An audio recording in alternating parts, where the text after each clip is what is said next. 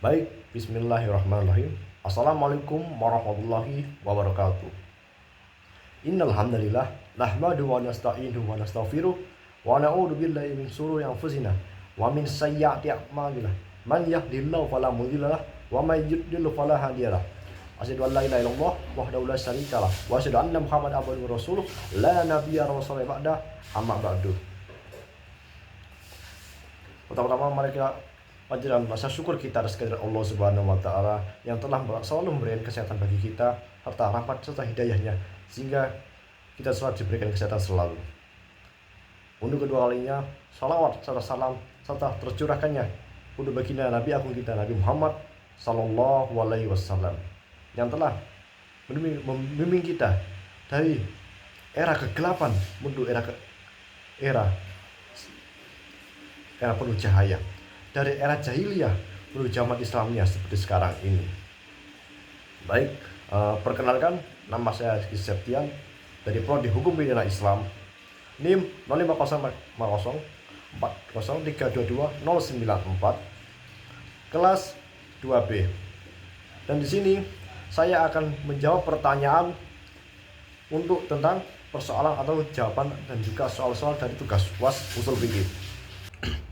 Baik, saya akan langsung menjawab pertanyaan nomor 1, yaitu tentang kita sering kali pergi keluar kota atau bertamasya di saat momen-momen liburan. Namun di tempat-tempat seperti itu kita sering menemui fasilitas yang berbayar, sebagaimana contohnya yaitu toilet umum, pemandian umum, ataupun fasilitas-fasilitas lainnya yang berbasis berbayar harus berbayar. Sebagaimana toilet umum, kita seringkali menggunakannya mungkin untuk keperluan BAK, BAB, atau keperluan lainnya atau mandi. Bagaimana pemandian umum, kita sering juga menggunakannya mungkin dengan harga kisaran 2.000 sampai 5.000. Lalu pertanyaannya adalah, metode ijtihad manakah yang cocok untuk dalam persoalan tersebut? Yang berikutnya, bagaimanakah status hukum dari fasilitas berbayar tersebut dalam metode usul fikih yang biasa kita pelajari? Saya akan menjawab, yaitu dalam metode ini saya menggunakan metode istislah, yaitu dalam metode istislah ini menekankan tentang nilai kebaikannya atau nilai kebermanfaatannya. Selama barang itu, fasilitas tersebut walaupun berbayar itu tidak menimbulkan kerugian atau tetap menimbulkan manfaat, itu tetap dikatakan boleh atau sah. Walau banyak di dalam istislah itu banyak berbagai pendapat tentang fasilitas umum itu ataupun bervariasi, namun selama itu tidak menimbulkan mudarat dan kerugiannya, maka itu dianggap sah-sah saja. Karena dari kasus tersebut itu mendatangkan sebuah hubungan mutualisme antara si pemilik fasilitas tersebut dengan konsumen fasilitas tersebut.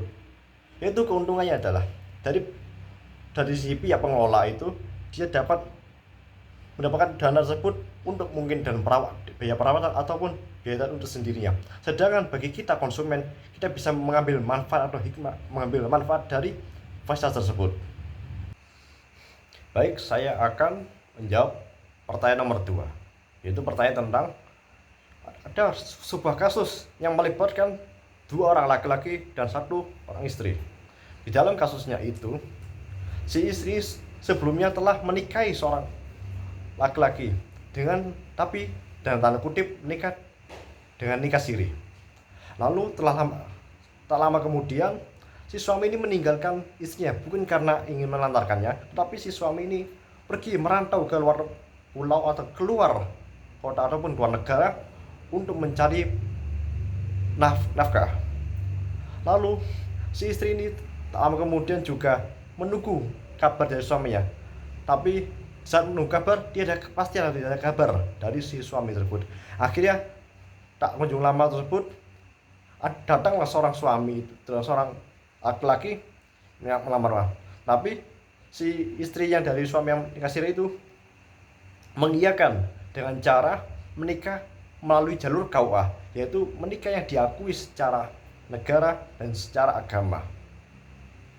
Lalu tak lama kemudian si suami yang telah pergi dari merantau itu kaget dan menemui bahwa si istri ini telah menikah dengan seorang pria lain. Akhirnya timbullah konflik dari permasalahan tersebut, yaitu perebutan dari istri tersebut antara dua suami ini.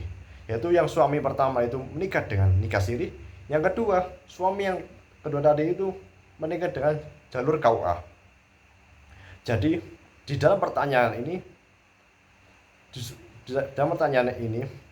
sebagaimana saya menjadi seorang hakim, bagaimana putusan yang tepat untuk kasus persoalan tersebut? Dalam argumen saya, saat saya menjadi seorang hakim, saya akan membela untuk orang atau suami yang telah menikah dari jalur KUA. Mengapa? Karena dari hakim sendiri juga merupakan aparat dari negara, yaitu jelas mau tidak mau hakim harus membela si suami yang menikah lewat jalur KUA ini. Lalu karena mengapa? Jadi jalur KUA ini nikahnya telah diakui baik secara pemerintah atau negara maupun diakui secara agama. Namun di dalam mengapa suami yang nikah siri ini tidak saya bela? Karena dia menikah siri itu karena nikah siri tidak melalui KUA, dan nikahnya pun tidak dianggap sah oleh negara, tapi dianggap sah olehnya agamanya sendiri. Jadi agamanya sendiri. Baik, saya akan menjawab pertanyaan terakhir, yaitu nomor 3. Pertanyaan adalah, jika Anda pernah belajar masalah, ada yang namanya masalah munggo. Pertanyaannya adalah, tolong Anda uraikan masalah munggo itu. Lalu, masalah munggo itu kok disebut masalah ya? Padahal itu sudah monggo. Berikan contohnya dan jelaskan secara rasional. Baik, itu saya akan menjawabnya. Masalah seperti yang dianggap monggo atau tidak terpakai oleh syariat, misalnya syara menentukan bahwa orang yang melakukan hubungan seksual di siang hari di bulan Ramadan dikenakan hukuman dengan memerdekakan budak, atau puasa 2 bulan berturut-turut, memberi makan 60 orang fakir miskin. Adapun Al-Laits Ibnu Sa'ad menetapkan hukum puasa 2 bulan berturut-turut bagi seorang penguasa Spanyol yang melakukan hubungan seksual dengan istri di siang hari waktu Ramadan. Para ulama memandang hukum ini bertentangan dengan hadis Rasulullah di atas, karena bentuk-bentuk hukuman itu harus diterapkan secara berturut-turut. Oleh sebab itu, para ulama usul fikih memandang, yaitu mendahulukan hukuman puasa 2 bulan berturut-turut dari memerdekakan budak, merupakan kemaslahatan yang bertentangan dengan kehendak syara atau hukumnya. Batal kemaslahatan seperti ini menurut kesepakatan para ulama disebut dengan masalah al-munggo dan tidak bisa dijadikan landasan hukum. Baik, alhamdulillah. Mungkin itu saja yang bisa saya jawab sesuai argumen dan juga pikiran saya untuk menjawab soal-soal tugas UAS itu untuk usul fikih dari 3 pertanyaan tersebut. Lalu saya ingin mengucapkan terima kasih untuk kawan-kawan semua, dan juga terima kasih untuk dosen saya yang telah melihat ini.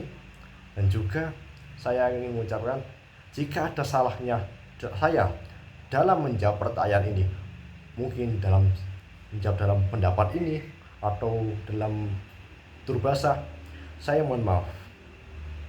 Dan juga mohon koreksi jika ada salah.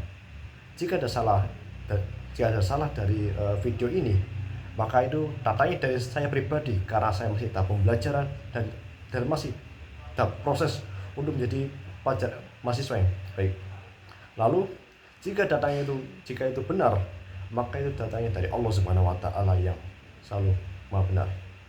Mungkin itu saja. Semoga kita diberikan kelancaran dan juga kesehatan baik kesehatan dalam segi jasmani maupun rohani, dan juga semoga kita diberikan kelancaran, baik itu kelancaran apapun dalam urusan kita berbagai apapun itu. Mungkin itu saja. Saya Rizky Septian dari Prodi Hukum Pidana Islam kelas HPI 2B, NIM 050403220094, mengucapkan terima kasih. Nun wal qalam ya yasul ihdinas siratal mustaqim. Syukran hamdan kasiran. Assalamualaikum warahmatullahi wabarakatuh.